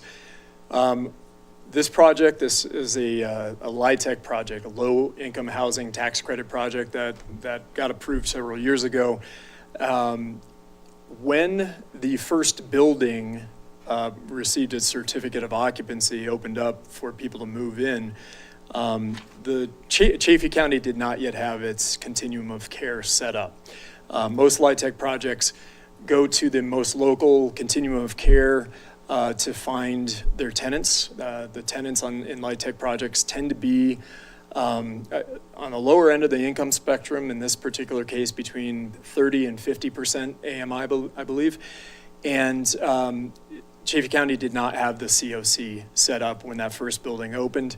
So they ended up going to Fremont County to look at their list of potential tenants and invited those folks in because there's a lot more costs inherent to a LIHTC project than just general apartments, because there's often social services involved and everything else, and you want to have that support network.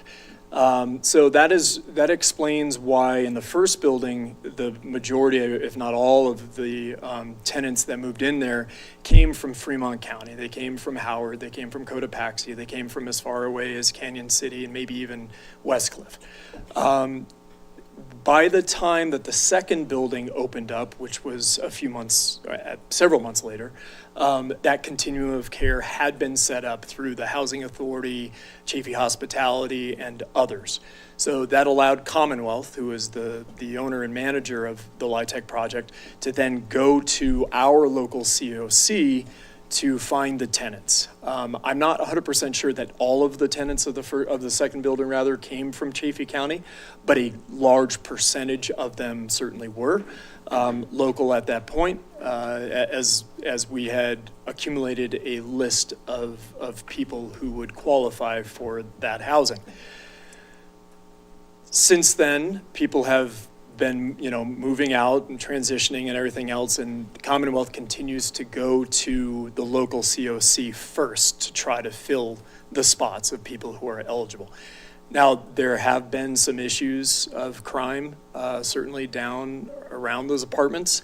There's no questioning that, but talking with Russ Johnson, police chief, they have taken some of the repeat offenders and big issue makers at those apartments and moving them along. And apparently over the last 3 to 4 months, things have been improving quite a bit. That's directly from the police chief. So I just want to state that because there's been a lot of questions about why there haven't been more Chaffey County residents that moved into that particular project, and why it's been, such a crime hotspot. There's certainly some validity to that, but from the sounds of it, it is getting better.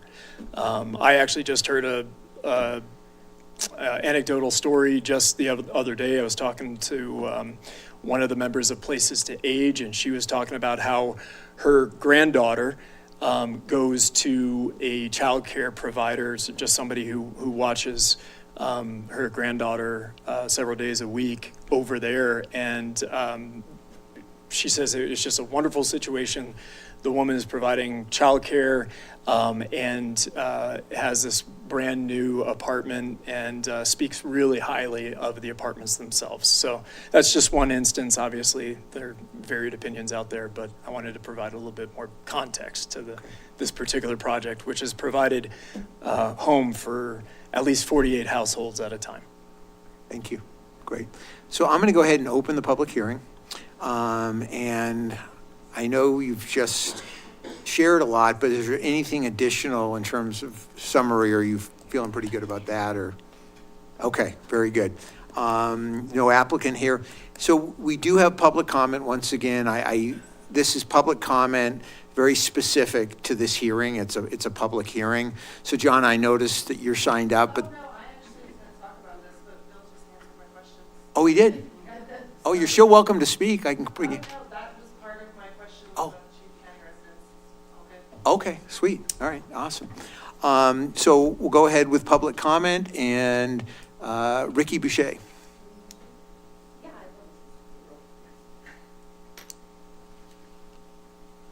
Hello, I'm Ricky Boucher. I would just like to suggest that we start calling that whole east side of town Uptown, because I live right across the street from the Salida Ridge Apartments, and unlike a lot of neighbors, I'm really glad that they're there. I'm really glad that there's affordable housing there. But can we just call it like Uptown Salida from now on, because I like that idea. And then next up, Salty Riggs.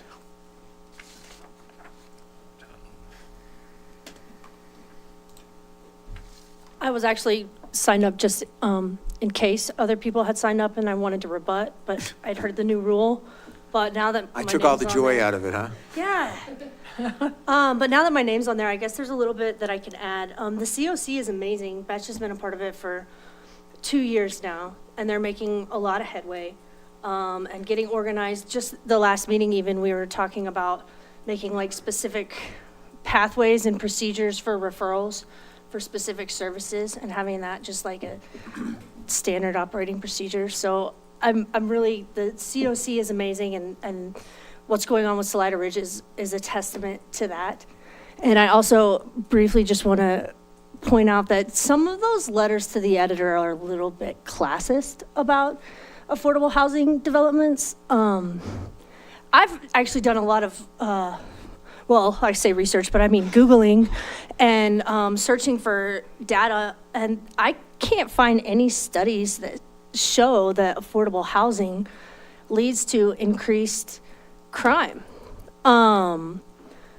So that's an interesting thing that we might want to consider when we start accusing housing people as leading to crime. And when we were going door to door, spreading the word about ballot issue 300, I went door to door to all of those apartments. I got to go inside most of them because it's kind of hard to say no to me when I'm banging on your door. And they're cute and they're sweet, and there's like a lot of kids and families, and they've got their little porches all decorated with their little, decorations for Halloween and stuff, and it was heartwarming, and it made me happy. And I realized that Salida Ridge did get off to a rough start, especially with not having any county people. And I know when I was looking for a place, we had a 1-year wait, so that didn't really work for me. But I just wanted to say that about Salida Ridge. It's on the way up, so thank you. Do we have? No one has their hand raised. Okay, nobody has their hand raised, okay. Let's see, there's city staff have any rebuttal to anything that was said? No? Okay. Does council have any questions for any party that spoke? It could be staff, it could be any of the public comment? Yeah. Yeah. Bill, have you been able to find any studies that says affordable housing equals more crime, or in your readings, anything like I that? haven't looked for it specifically, but I haven't seen it Hasn't- either. Hasn't popped up in your, okay. No. Good to know. Bill, while you're up, I had a quick question, because one of the things that I saw on social media and in some of the articles had to do with people.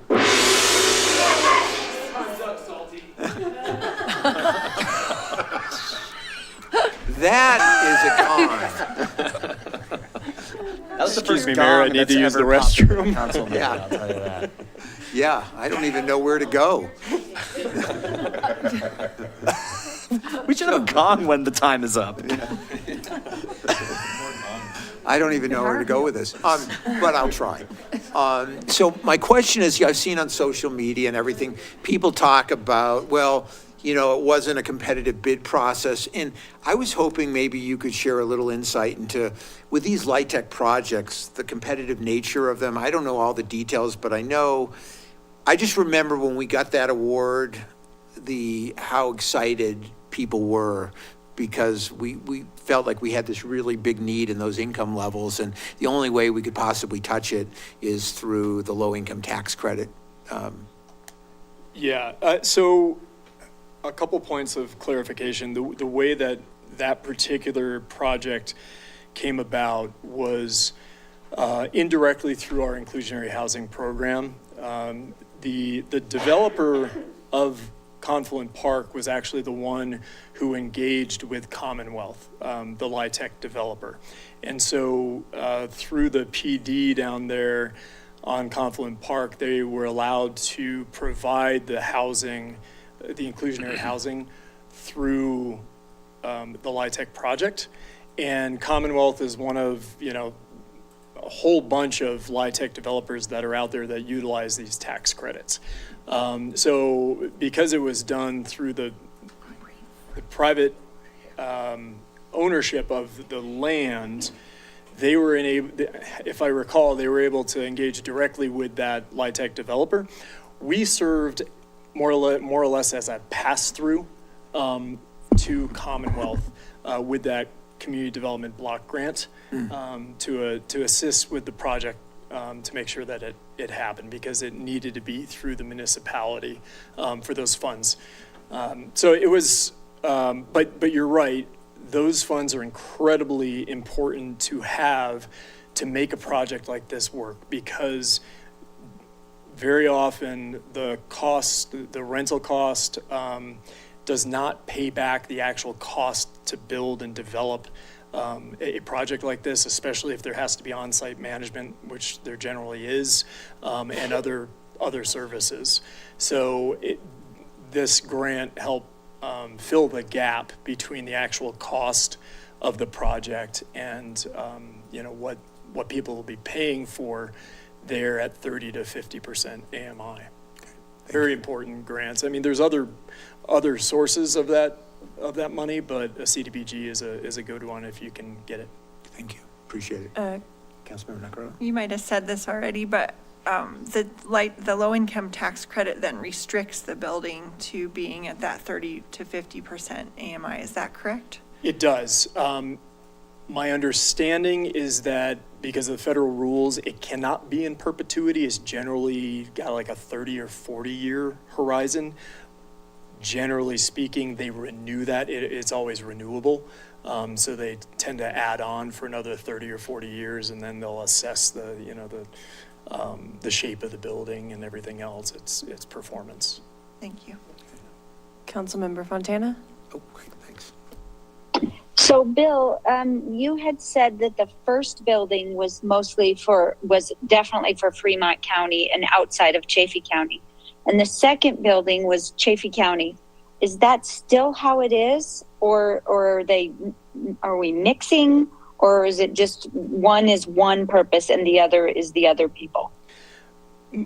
No, it's not. There's not like one is for one group and the other is for a different group. It's just the fact that, like I said, the continuum of care did not get set up until after that first building had rented out. So they went to Fremont County residents. By the time the second one got its CO, the COC was set up here locally. So I just don't know how many people they had on that list at the time locally. I understand that it was a majority of people from Chaffey County, but they may have filled in a few other units in that second building, which had 24 units, with people from Fremont County or otherwise. But now, as people leave, their units, they go directly to the Chaffey County COC first and foremost. So there may be some mixing. I assume that there has been, because I really doubt that all 24 households that came in, 3 years ago are still there. Right. That's when I wanted to make sure that the new rentals, as the other ones become available or people move, that they were going to Chaffey County residents first. That is my understanding, that how they are, they're working that. Of course, if they can't find anybody who is eligible within the local COC at those income levels, et cetera, then they will go back to looking at another adjacent county. Thank you. Any other questions for Bill? It does stand to reason if a resident is in one of those units long enough, they merge to become a Chaffey resident, like that process, little cocoon moment happens, right? Where they're from, It's the area it's that pretty they're magical. at. Right, yeah. Yeah. How quickly does that take? Like the elevation that deer become elk. I Right, think as soon as you get the keys. right, okay. Mr. Mayor, I move to officially Oh, close. you know, actually, no, we, Public hearing stuff. yeah. So I'll go ahead and I'll close the public hearing. That will take us to preliminary council discussion. I'd like to move to officially close out the Salida Ridge Apartments project. Second. Okay, so we have a motion from Councilmember Pappenfort, seconded by Councilmember Critelli. And the motion is to officially close out the Salida Ridge Apartments project. Further discussion? So I just wanted to say anecdotally, one of my kids who was aging out of my home looked into Salida Ridge, trying to get on the list. And I think he got off the phone. He was like, they said, good luck. And I'm like, oh, that means that the line is probably pretty long. So so there is a pretty big waiting list. I would imagine so. Just from that, just from my personal experience, it looked like kid aging out, everything kind of taken care of in the system, and they just kind of like, yeah, it's a long queue. So, and that was this past fall. Okay, that's good to know. Thanks. Okay. Pavenfort, Yes. Stevens, Yes. Nacarado, Yes. Critelli, Yes. Fontana. Yes. The motion passed. And next up is Resolution 2024-20, a resolution of the City Council of the City of Salida, Colorado, approving the grant award from the Colorado Aeronautical Board. Hold please, Zach. I'm going to introduce it, and then I'll let you know. We run We things appreciate different your than the eagerness. commissioners, so. Good evening, Mayor and Council.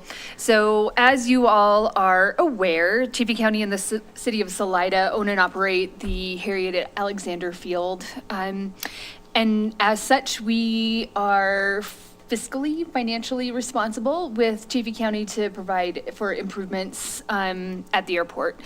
Chaffey County and City of Salida have been awarded $282,600 from the Department of Transportation, Division of Aeronautics, to complete some environmental and design work for an extension of a taxiway. Part of the award requires us to pass a resolution accepting the funds, noting that we will also be providing a match. There's a $31,400 match local match that's required. This will be split 50-50 between the county and the city for a grand total of $16,200 that the city of Salida will be contributing to this design work. Staff is recommending approval. We do have Zach Papp here, who is the airport manager, and he is here to answer any questions, provide any other information for council to review, and we are open for questions. All right, now you're up. I have a question as far as, Zach, would you like to kind of speak to increased risk that exists right now that this project would attempt to solve? So essentially this project, this state discretionary grant from CDOT was in preparation for our grant funding that's coming next year. We've been working on this taxiway extension for some time now, just to reduce the safety factors out on the airport. So if you're not into aviation, the taxiway gets you out to the runway. Our taxiway only covers half of the airport. So if you're going to take off to the west, which is usually where the wind's coming from, you have to go out onto the active runway, go all the way to the end, turn around, and then take off into the wind. So that's a lot of it, time for the aircraft to be exposed on an active runway if somebody's coming in and landing at the same time. So this project is going to extend that taxiway further towards the east. This is phase 1 of that project, and phase 2 will come later, which will get it to the far east end of the runway.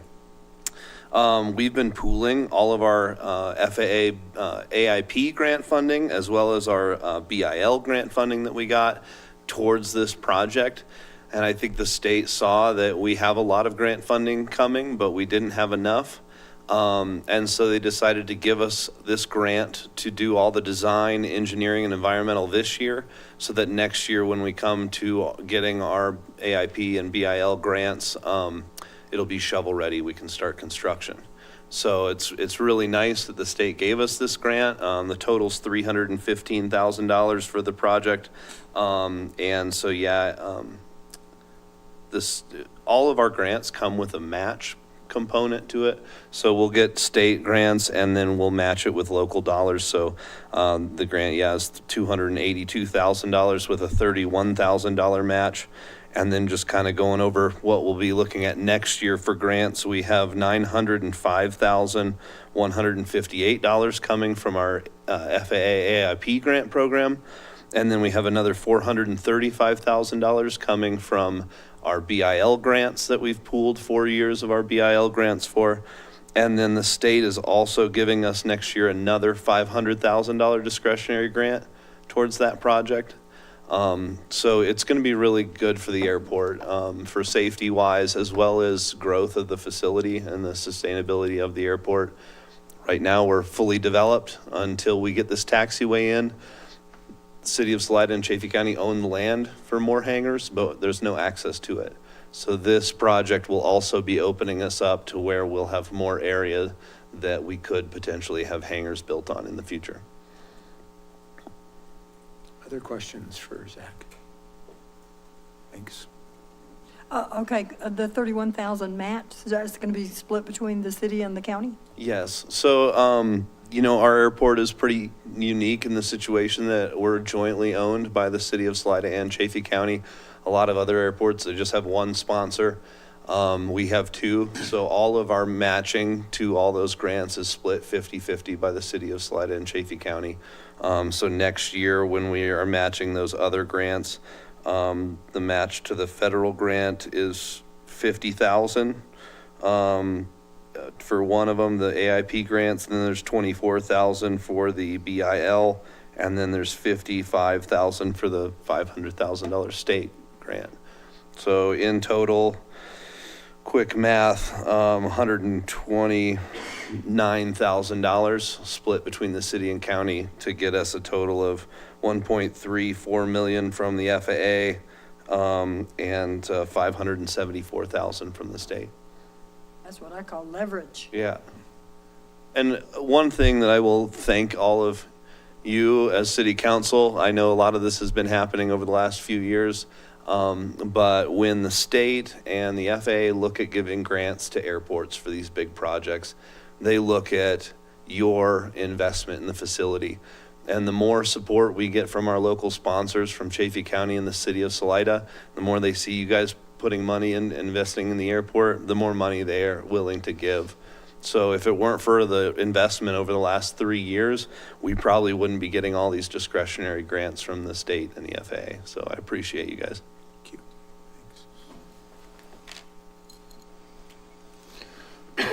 Well, if there's nothing else, I would gladly entertain a motion. Mayor, I move to approve Resolution 2024-20, a resolution of the City Council for the City of Salida. That's all I have. That's all you need. Yeah. Second. So we have a motion from Councilmember Critelli, seconded by Councilmember Nacarado, and the motion is to approve Resolution 2024-20, a resolution of the City Council for the City of Salida. Further discussion? Okay. Critelli, Yes. Pfaffenfort, Yes. Casper. Oh, sorry, gosh. Nacarado, The ghost of Casper. Yeah. Yes. Stevens, Yes. Fontana. Yes. Motion passed. Okay. And one last note, I just wanted you guys to know, it's been a while since I've been in front of you. We're going to try and set something up on the schedule for a work session so I can go over all of our capital improvement plans and these projects that are coming up. And then also probably here in the spring, once everyone gets settled in, we'll do an airport education day and bring the entire city council out and the county commissioners out and show you the facility we have and kind of what we're looking at for this future and the projects we have coming up. Great. Look forward Cool, to that was that. fun last time. Yeah, thank you. Zach. Well, it's hard to believe that it's 5 of 7 and we're all already after last meeting at council reports. So not that I want to jinx us, but I think we're going to get out of here a little bit earlier this evening. Councilmember Critelli, we'll start with you. Oh, well, let me be the fly in the ointment. I'm only speaking to this because I was unable to, being one of 2 meetings I've missed in the last 6 years, was about the F Street closure project. Seeing as that's, my ward and I'm hearing a lot about it, I need to speak to it. My hands are tied on that. I just want to give a little bit of a background. So usually when we talk about the F Street closure, it would be maybe a meeting or 2 before Memorial Day weekend over the past couple of years. So the reason why we were talking about it in January was because business owners said, hey, we would like a little bit more lead time to better prepare so that it doesn't get stale or can, the businesses know that they can have a little bit of lead time to put more buy-in into it. So right now we have a situation where we had a survey. It wasn't as favorable as a previous survey, but still 68% favorability of locals that took the survey, which is, in my book, still pretty popular, probably roughly around as much of the vote that I got to be where I am. So, enough for a win.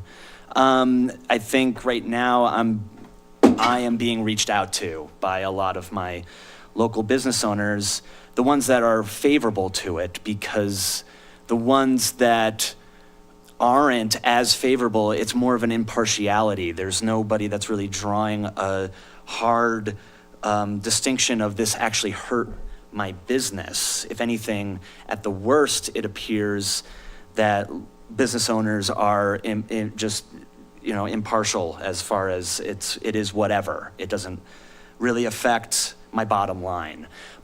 On the other hand, we have businesses that have invested, they have built to a closure, and they believe that it is very beneficial to their business. So they are obviously very passionate. So this is what I am hearing. I do believe that it's big enough that it should and it ought to be to have its day in the court of public opinion. It doesn't look great when we are talking about not only kicking the can down the road, so to speak, by giving it an extra year without actually addressing issues. Like, for instance, one of those things to brighten up the F Street closure, the stage. I have emceed multiple shows on the stage on F Street. We didn't really discuss where that might be. Also, when it comes to issues like parades being able to happen on F Street, or capable accessibility. We're not addressing those now. We're saying we'll maybe address them we're giving it a year, and maybe we'll address it then. It doesn't really, it's not good optics when you're saying there are these issues. We're not going to discuss them now, but we're also going to discuss maybe putting paid parking down F. It looks like an underhanded way of removing something that is still very much so ultimately popular, without addressing any of these issues. Another part of the conversation that had occurred was we need that buy-in. We need businesses to help with the staleness factor or to bring more life to it. And then without giving them a chance to actually rise to that occasion, again, we set out a press release. So what I'm hearing from my constituents is that it at least deserves that public addressing of it, so that I don't know what to tell them. I don't have the messaging. If we have that moment where council can back up why they feel the way they do and why this is the direction we want to go, that takes a lot of weight off of me, which is going, I'm not sure, I think this, but don't quote me on it. We need that moment. So I do think that I would propose that F Street gets put on a regular meeting, and it deserves to be an action item. And that's what I'm proposing. Is it to be an action item, and if anybody else on council would like to see that, then back me up, I guess. And if not, then I'll just shut up. I definitely, second what Cortelli is saying. I think it definitely needs to be something that doesn't just get, pushed out and forgotten. And we need to definitely speak on it and see where it can go, and what we can do to bring it back, for sure. I'm kind of hearing the same things, it's, So I think you've gotten that direction. One thing I just want to go on the public record and share is that tomorrow, there's two things that I have going on. One, tomorrow we're going to have a meeting of constituents to discuss parking. Once I get through that tomorrow, the plan is going to be to get these different constituencies, so business owners, members of the disabled ambulatory challenge community, veterans. We've never done that before. I want to get everyone to the table, so it's not like we're going to ignore this. I would like to take the time to hear from each, what's negotiable, what isn't, how do we work together, because that hasn't happened before, and I just want everyone to know that meeting is going to happen, and it's not going to be one meeting, because I don't think you're going to solve everything in one. The idea is to get out in front of it so that we can come back at a later time with hopefully something that meets more community needs across the board. So I just wanted people to know that. But And Mr. Mayor, I would we'll propose. go to reports. No, but on the same topic. Oh, yeah. I would propose that we do a work session so that it can be more informal and maybe not have the 3-minute limit, and that we can maybe hear from some of those groups as an outcome of your meeting, rather than an actual formal a meeting to make it a work session. I've just thrown that back at you. Yeah, and well, the thing is, it's like, I'm not saying that the outcome won't ultimately be that we still do decide to push this project out another year. What I'm saying is that these problems that were presented still exist. Why not talk about them now if our true intention is really to make it be a thing at all? That there lies the action item. There lies the action in the item, which is, what are we ultimately deciding for F Street. And with that public input being a little bit reined in, because that will be a long meeting. So I want to make sure I've got this right. So I mean, if we were to try to do, I still am going to do, because I think it's really important to have this community dialogue, but it's not going to be one meeting, and it could take months. And what I'm hearing from you is you would want this addressed a lot more quickly than that. I think that messaging needs to exist, and I think that there are business owners that want to be heard, and there needs to be that more formalized process behind it. Yes. Okay, all right. Do you have anything else? Mr. Mayor? Yeah, so, It's Councilmember Fontana. okay, yeah. Along the same topic, you know, when I talked to all of those businesses downtown that I had talked to, I felt like at the time when I was talking to them, I was doing the survey myself and such, and bringing that back to council. And, you know, at first when I was doing that, the people wanted it to remain open, as in driving, because of the beautification of it, because it was not done correctly, you know, over the years, and it was thrown together. And then as I started contacting more and more businesses, and as they started contacting me, I do know what Justin is saying, that there are a lot of businesses that are unheard, and that they would like to have their position heard as keeping it closed as a walking mall, seasonal. And I don't know that we have given them a chance to be heard. Yeah, it was definitely a challenge when the SBA, the Salida Business Alliance, shut down. That was in years past, that was a really valuable way to get information. And, you know, maybe something can fill that vacuum as we move forward. But okay, That's all I have. Okay. Thank you. Great. Councilmember Fontana. Oh, okay. So I did have, in my report, I did have businesses reach back out to me over this so-called walking mall is what we're calling it. And that would be the main people who have contacted me in the last 2 weeks. Just that they feel like that they didn't get heard. And I never want to feel like that on council, that people were not heard. We always want to make sure, you know, in saying that they are heard. And so what Justin is saying, I feel like is going to give them a chance to be heard. The next report is, and I know I said this a couple weeks ago, I just wanted to give a shout out to Chaffee County EMS and to Monarch Ski Patrol and Salida Hospital, because the people that work there are incredible. Every single one of them, concerned, caring. We are lucky to live here in Chaffee County and Salida. So that's my report. Thank you. Councilmember Nacarado. Yeah, I wasn't going to say anything tonight, but I do want to add to the F Street conversation. And so the problem I see is that we're hearing from our disabled, alternatively abled community that there's an access issue with F Street.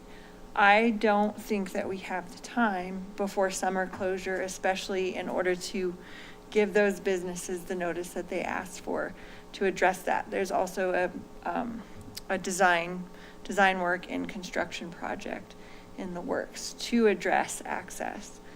So I hear what you're saying, and it's still a really difficult decision, but we can't just ignore that. I feel really strongly about that. And that's one of the things that helps me make my decision for this summer.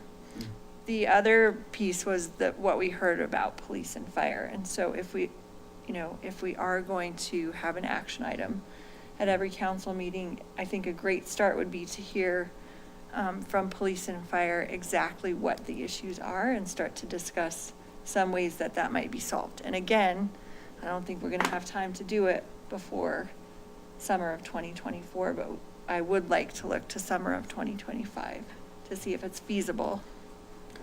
That's it. Thank you. Councilmember Pappenfort. What Dominique said. And then on the, water and affordable housing, you're going to be hearing a lot, and it's going to be a broken record. So let me just start it right now. We had previous councils refuse to adjust water rates for many, many years. They just kicked that can down the road. So then we came in here and had to be the bad guys and get real about what the fees needed to be. We have a significant percentage of our population that is over 60. They're retired. They love to tell me they're on a fixed income. They are being hurt already in the water department by the irresponsible behavior of previous councils. We cannot add to that by subsidizing affordable housing through water and wastewater. We have to fund affordable housing through the Housing Authority and through the other means that we're doing it. Water is sacred. I will be fighting to protect the ratepayers in Salida. I'll fight against Poncha. I'll fight against affordable housing. As sacred as that is to me, we have to leave the water and wastewater alone. Thank you. Thank you. Councilmember Stevens. No, everything at this point, everybody's kind of said everything I kind of agree with on both sides here, so. Great. I just had a couple of things tonight. First off, I had the opportunity to go to the memorial service for Kevin Nelson, and it was so heartwarming to see the community come out the way they did and honor someone that gave 46 years of his life to this city. And I love the fact that it didn't matter what your politics were, if you were this or that, it was everyone coming together to celebrate a great man. So it really was a beautiful thing to see. So I wanted to share that with everybody. And then the second thing I wanted to address, and just one quick comment as it pertains, to F Street and the closure. One of the things I've heard, and it makes sense to me from the business community, has to do, if you guys would give us 3 to 5 years commitment, then we could do something special. And I just want to put the word out there that, I serve a 2-year term. We have people rotating on and off council every 2 years. And so even if we gave 5 years to the community, I'm not really sure what that's worth, because the next council could come in and change it. So in theory, I love the idea, but I just want people to know that, we could say yes to something today, and in 2 years, a new council comes in, and, you've made all these plans and spent all this money, and it could very well be it all goes away. So it's just, I wanted to throw that out there. And that's all that I have for tonight. Let's see. Anything from the treasurer? Yes, Mr. Mayor. Wanted to give our reports on the end of the year. We've got our numbers back from the end of December.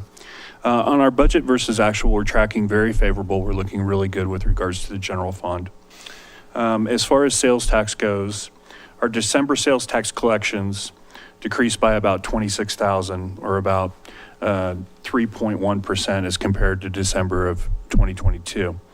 The city's portion of the county sales tax also decreased about $25,000, or about 8.4% over December of 2022. In total, the sales tax receipts are about 4.5% lower for December and 0.6% higher for the year. So we're pretty well flat as far as sales tax goes. And that's the end of my comments. Okay, thank you. Appreciate it. Anything from our attorney? Not tonight, thank you. Okay, staff. I do have one thing to add. I want to thank Diesel Post for coordinating the installation of our fabulous seals and logo back here. I think it helps break things up when you guys are on TV. So thanks, Diesel. Thank you. Thanks, Diesel.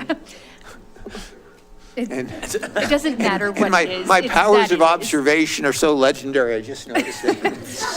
No, I've been looking at that one. Just It's beautiful. it's about to be Colorado. Oh, it's about to come off. Hey. That would have been. Okay. If there's nothing else, all that remains would be I a move motion. to adjourn. All in favor? Aye. Have a good night, everybody. I could see where you were going with that. Yes.